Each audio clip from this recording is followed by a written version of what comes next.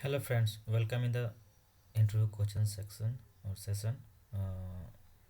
सो आज हम डिस्कस करेंगे कि भाई कंपाइलेशन रिकम्पाइलेशन कब होता है, क्यों होता है, क्या ज़रूरी है, क्या क्या फैक्टर्स होते हैं। So first question is on recompilation is what are the reason for recompilation recompiled education plan.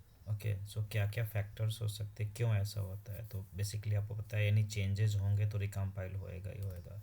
Data update होता है, मॉडिफाई होता है, तो या फिर सॉरी टेबल अल्टर उल्टर कर दिया आपने तो। So now certain change in databases can cause the education plan to either inefficient और invalid, बिकॉज आपने चेंज किया तो इनवैलिड हो ही जाएगा क्योंकि वो यूज़ नहीं कर पाएगा।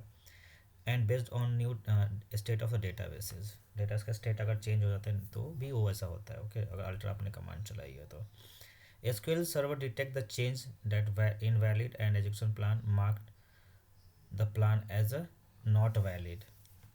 New plan must then be recompiled for the next connection of execution of the query.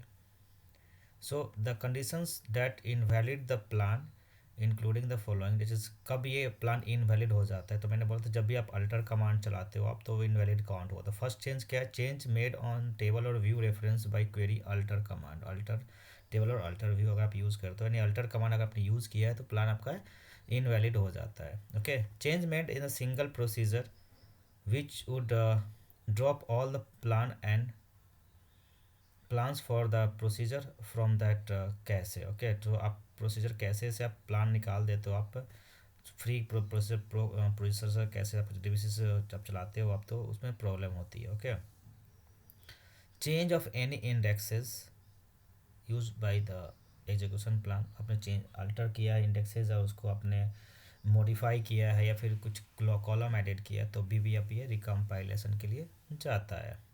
Update on statistics used by the education plan generally either explicitly from that statement or such as update statistics generally automatically. So जब भी ये static update होता है तभी भी plan change हो जाते हैं, क्योंकि आपको पुराना वाला इनवैलिड माना जाएगा। जो पुराने स्टैटिक्स पे बना हुआ रहेगा प्लान, वो क्योंकि इनवैलिड हो जाता है। Okay, dropping and indexes. Okay, explicit call of S P recompile, कभी कभी हम एस पी रिकम्पाइल यूज़ करते हैं प्रोसीजर के साथ या कभी भी, तो थोड़ा सा वो भी इम्पेक्ट डालता है।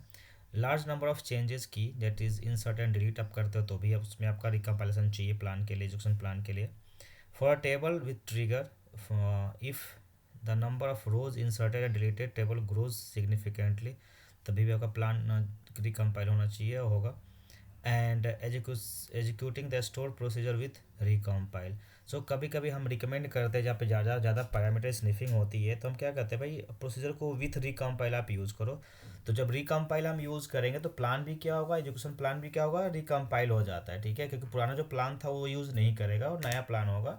सो इस तरह से इतने सारे फैक्टर्स होते हैं जो आपको क्या करते हैं कि रिकम्पाइलेशन के लिए, एजुकेशन प्लान के लिए फोर्स करता है। ये फैक्टर्स है, ओके, कॉजेज़ है कि भाई आपको रिकम्पाइलेशन ऑफ एजुकेशन प्लान कब कब होती है। सो होप यू आपको अच्छा लगा हो। Thank you for watching. अगर आपने सब्सक्राइब नहीं किया है तो सब्सक्राइब कर ले। धन्यवाद।